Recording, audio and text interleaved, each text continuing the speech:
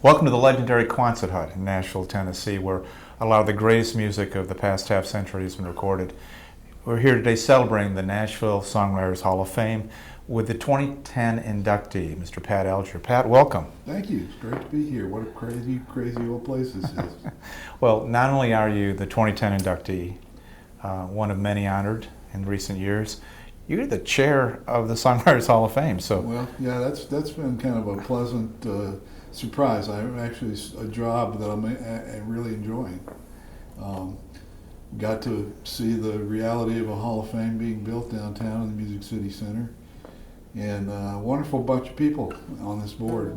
We get a lot done, and it's been a lot of fun. and you are now in a position to honor others as you've been honored. Yeah, and I don't take that lightly either. You know, it's been wonderful fun getting to call people up and say, hey man, guess what?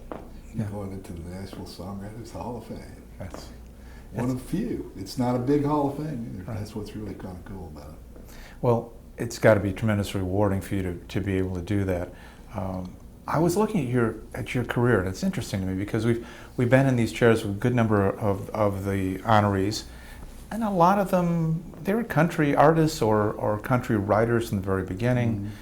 In your case, you're a folkie. A folk singer, yeah. Absolutely, a folk singer from the beginning. My first paid gig was 1966, Atlanta Folk Music Society annual summer performance, and I still have the program, and I played harmonica back then as well as guitar, and sang in several groups, and we were playing like. We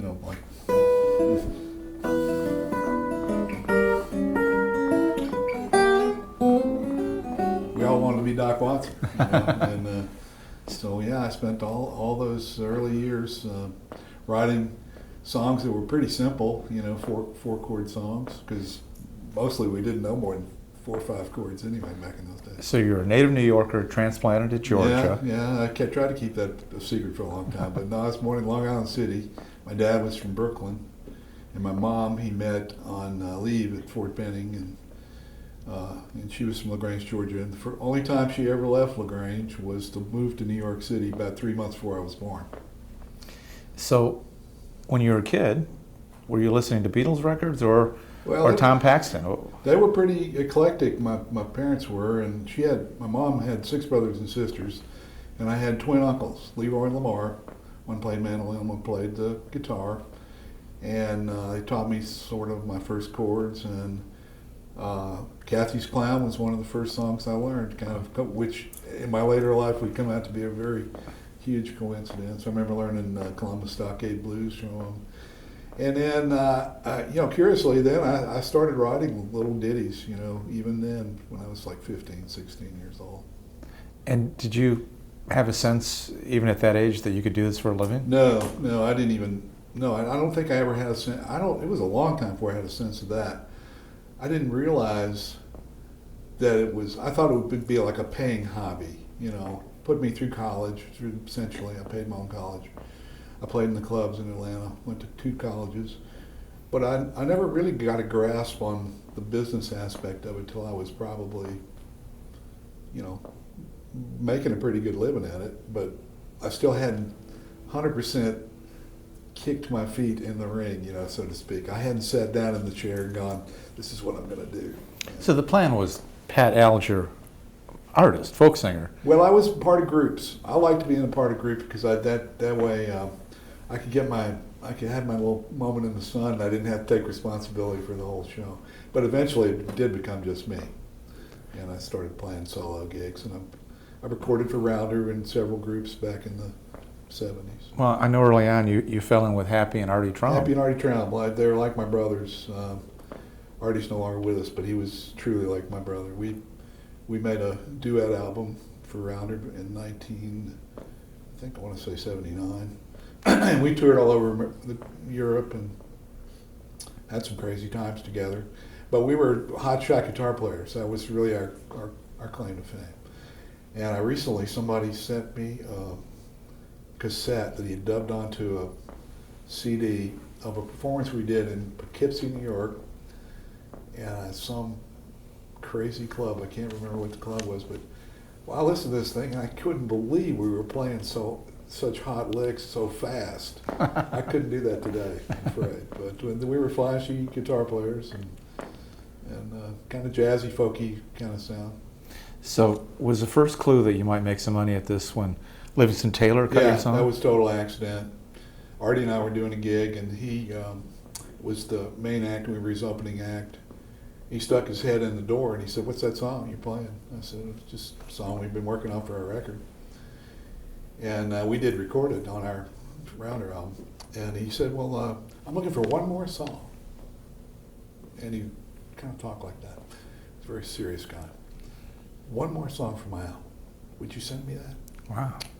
So I sent him I didn't really have any demo tapes back then. I had one of the first boom boxes, and at the time I was living on 96th Street in New York.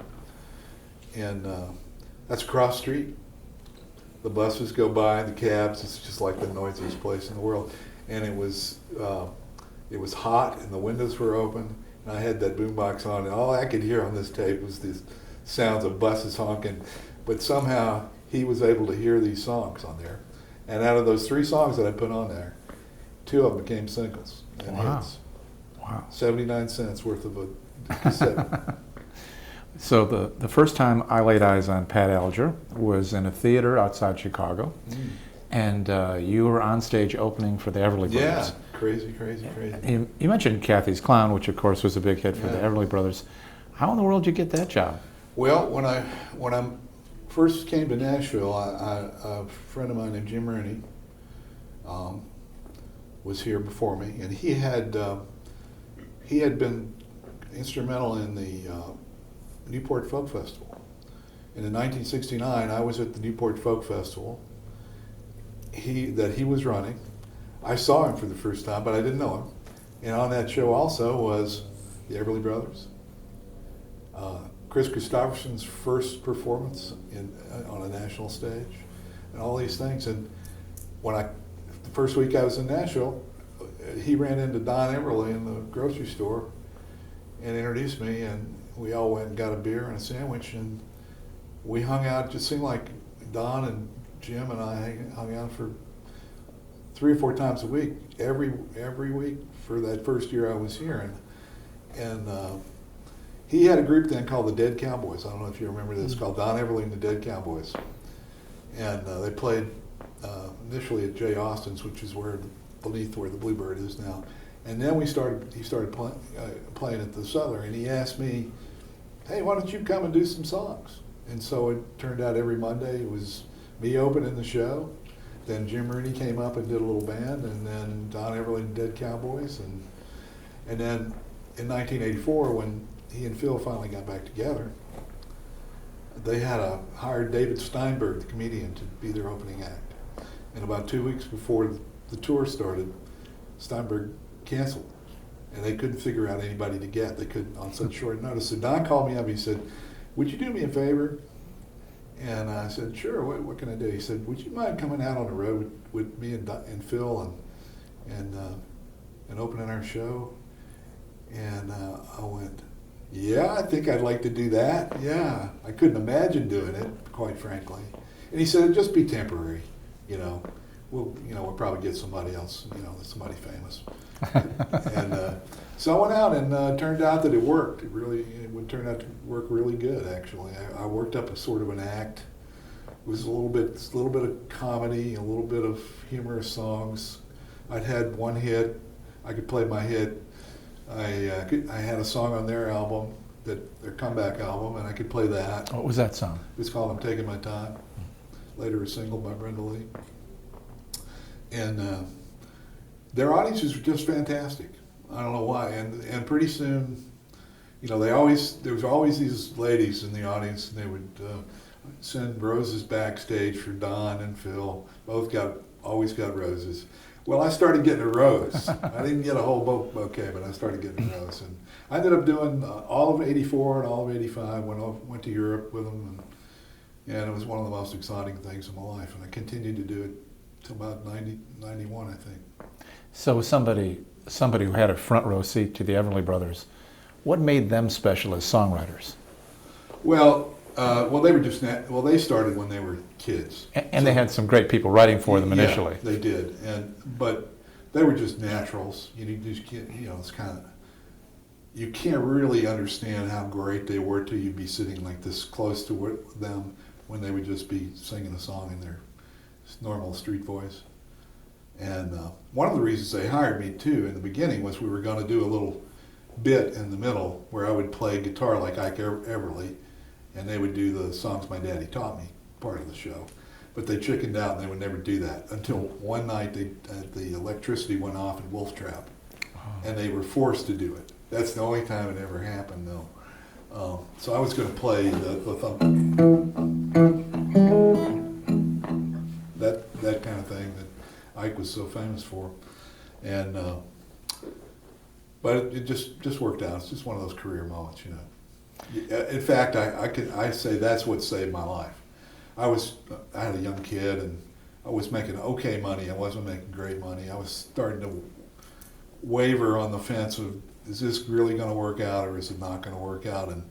And then I got on a payroll there, and I started getting other cuts, and it was kind of, I don't know, it was a miracle is what it was. You know, we talk about you as a folk singer, and it's probably no surprise then that you gravitate to Nancy Griffith, who, she had some country success, but she's a folk singer. Yeah, no, she came down, and I just happened to, again, that was through my friend Jim Rooney, who she was checking out as a producer, and I happened to be playing a Bluebird the night she came to town, and he brought her down there, and I asked her to come up and do a song, and that night I played a song called Once in a Very Blue Moon, and she went wacko for it, and ended up recording that first, and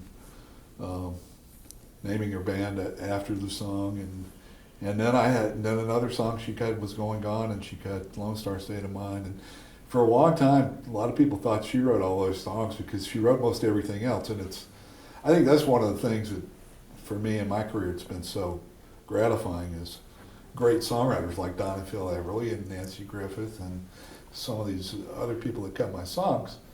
You know, they could have written their own songs, but they ended up cutting mine. That's as big a compliment as you can get.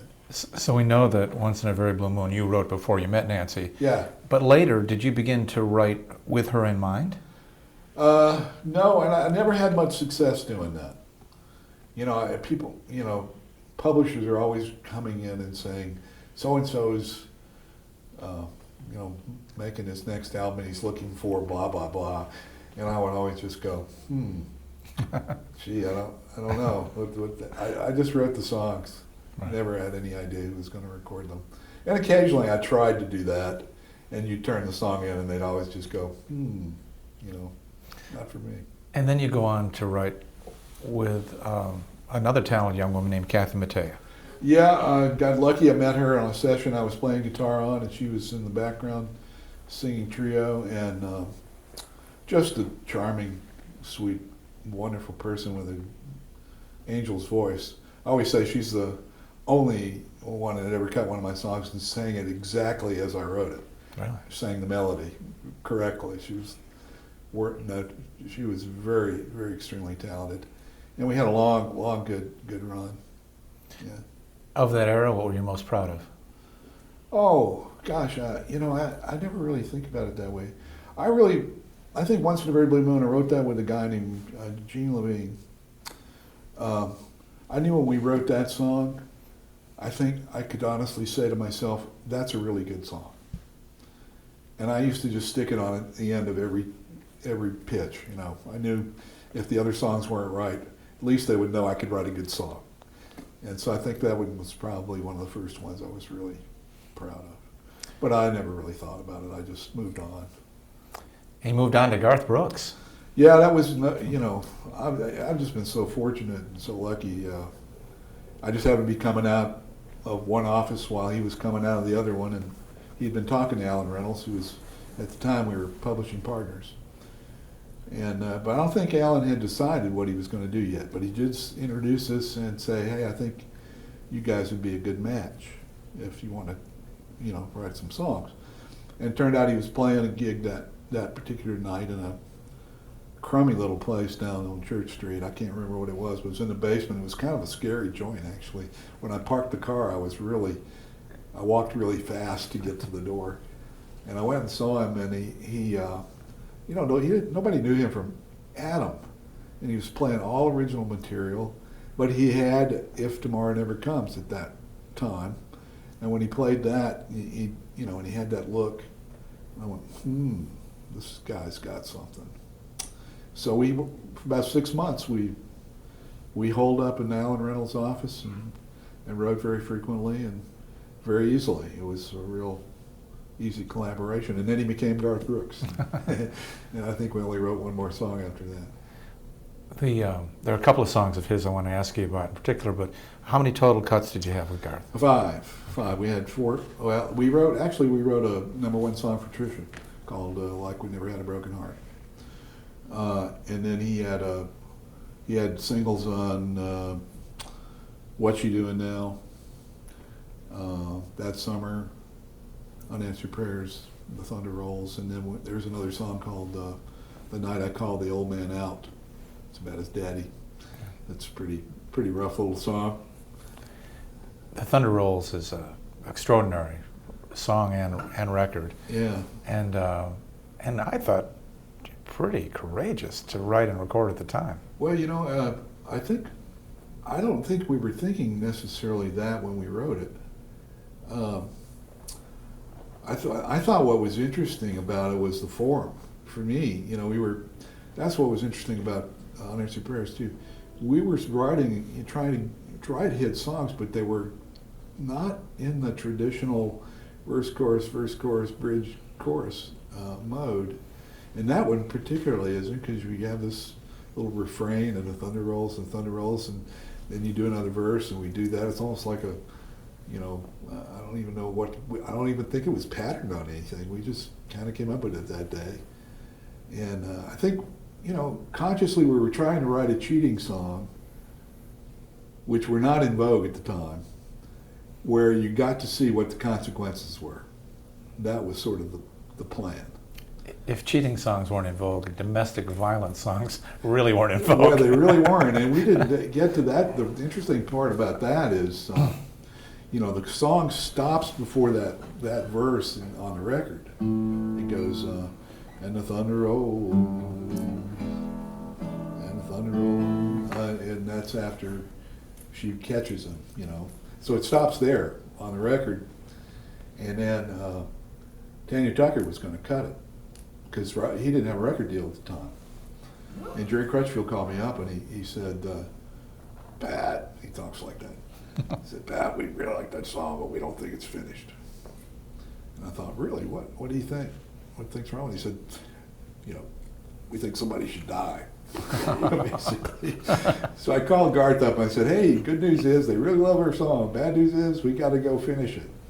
So we wrote 3 or 4 different endings, as I recall. And I had that sheet of paper for a long time, and I can't find it anymore, unfortunately. But we did write 3 different varied endings of that. But the one they chose turned out to be the one. The courageous guy was Garth, in my opinion. I didn't have anything to do with the concept for the video. He's the one that saw the potential to do that. I mean, it was when I saw that video, I thought, man, this is like a movie. It was one of the most expensive videos at the time. And I remember the day they debuted it on CMTV, somebody from the office called and said, hey, it's coming up. It's going to be in the next 5 minutes. And I thought, man, that's killer. It's the first time I saw it. Then they called right back and said, how'd you like it? And I said, great. And he said, well, that's probably the last time you're going to see it. So, but when GAC came online, that was the first video they played. Oh, really? Yeah. It had to be really gratifying not only to have your music recorded, but have it become a mammoth hit. I mean, it's see, that's the one part of the Garth experience I don't wrap my head around. I can't get around that. When you first start out as a songwriter and you have a little success and you tell people, they ask you what you do and you say, well, I'm a professional songwriter. You say, well, what did you write? And you mention your latest thing and they go, I didn't hear that.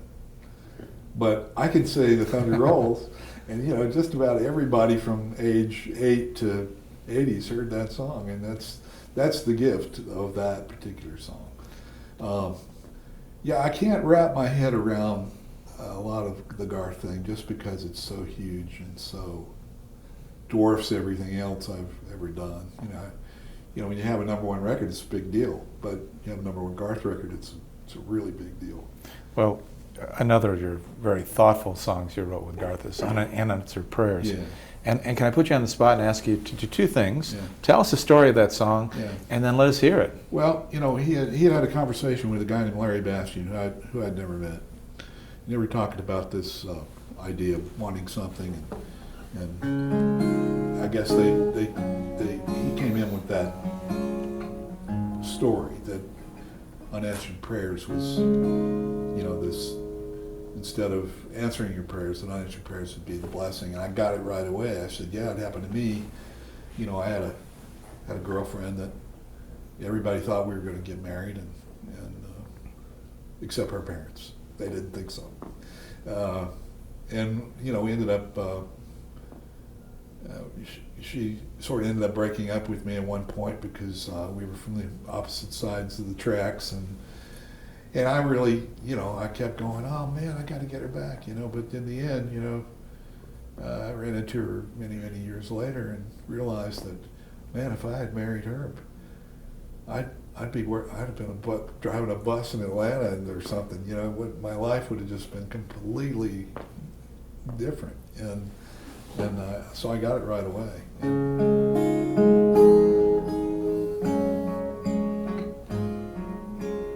Just the other night at a hometown football game, my wife and I ran into my old high school flame.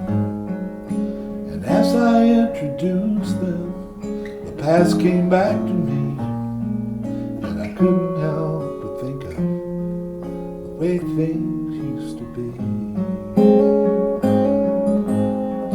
She was the one I wanted for all time, and each night I spent praying that God would make her mine. And if He'd only grant me this wish I wished back then, you know I'd never ask for anything again. Sometimes I thank God for unanswered prayers.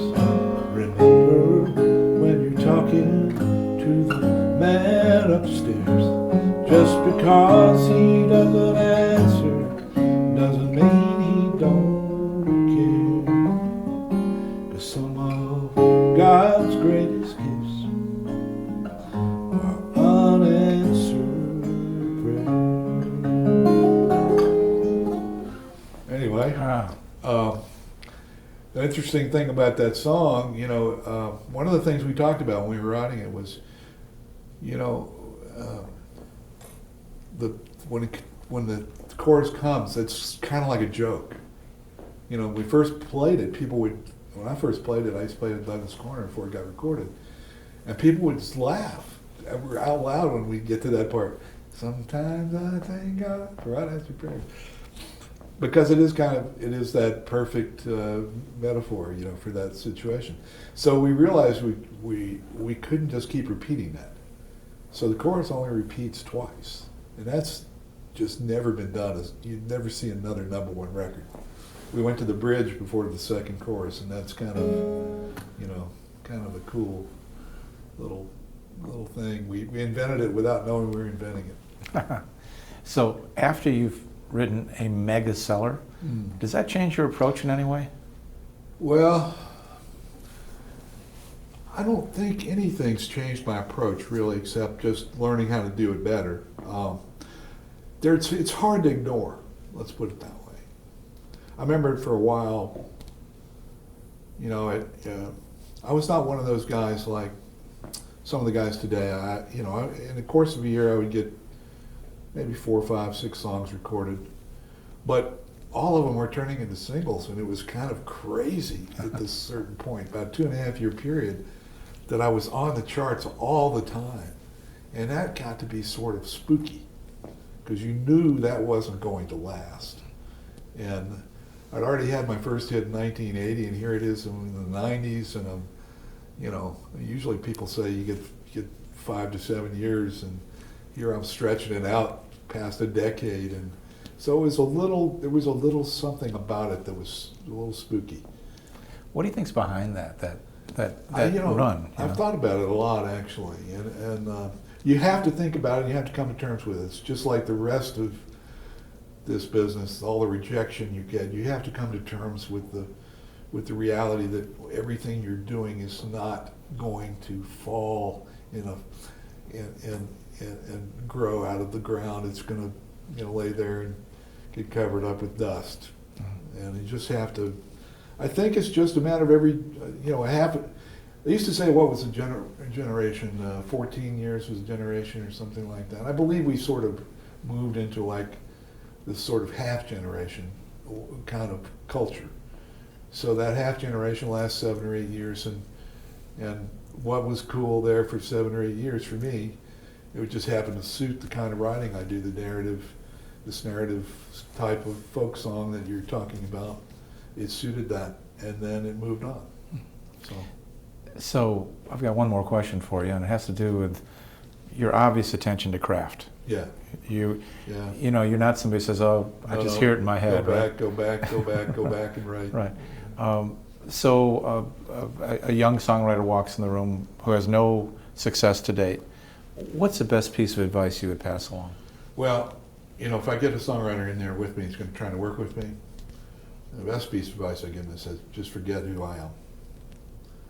You're here because I thought I heard something in what you were doing, and you have to pretend for the time we're here that you're as good as me, and I'm just as good as you. And that's the best thing I tell these guys. And that is almost like a miracle when that happens, because suddenly they just start throwing things out there, where before they would be sitting there respectfully respecting me beyond my desire to be respected, and nothing would be happening. But I think most of it has to do with you have to go to work every day for a while. You just have to go to work. I just went to the office every day, and I went to the office in the afternoon, and I went in the morning. And if I had something good, it was never going to be good enough till I had gone over it with a fine-tooth comb, several times. And it's just work hard. And I think the ones that are making it today are working really, really hard. And they're just a different thing. It's more of a group effort than it was when I was writing. I came here, I'd written all my songs myself before I came here, and then all of a sudden I'm a co-writer. And I learned how to do that by wonderful happenstance, coming up with, someone that I was compatible with, and hopefully those two people will write something neither one of us could have written. And I like to think you can tell if it's one of my songs, but I'm not sure. Our ego's still getting in the way a little bit, but. Well said. Thank you for your time, Pat Alger. It's been a fun. Thank you, Ken. Thank you. And now we're going to have the credits roll up our heads. Okay, what would you like to? Let's do the thunder rolls. Okay. Let's see. Let's leave this rolling.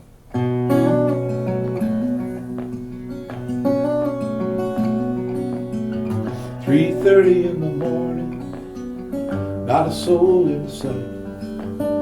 The city's looking like a ghost town on a moonless summer night. Raindrops on the windshield, there's a storm moving in. He's headed back from someplace that he never should have been. And the thunder rolls.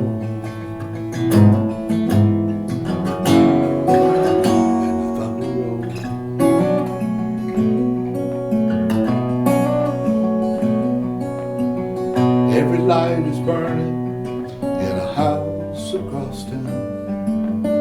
She's pacing by the telephone in her faded flannel gown.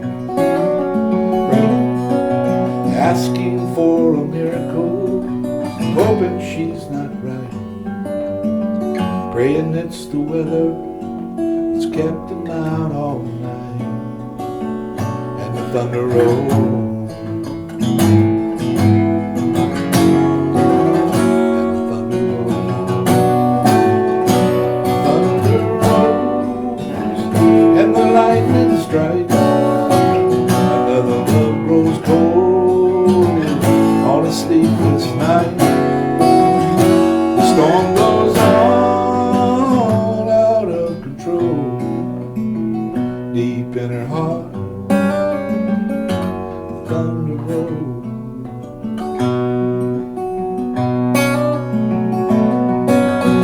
She's waiting at the window when he pulls into the drive. She runs out to hold him, thankful he's alive.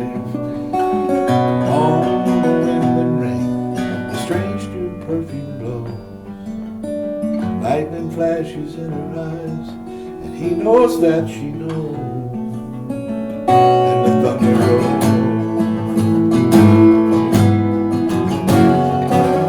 and the thunder rolls, thunder rolls, and the lightning strikes. Another love grows cold on a sleepless night.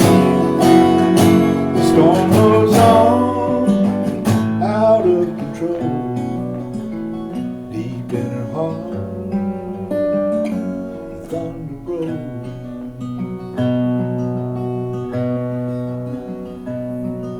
She runs back down the hallway through the bedroom door. She reaches for the pistol in the dresser drawer. She tells a lady in the mirror, he won't do this again. This will be the last night, I wonder where he's been. And the thunder rolls,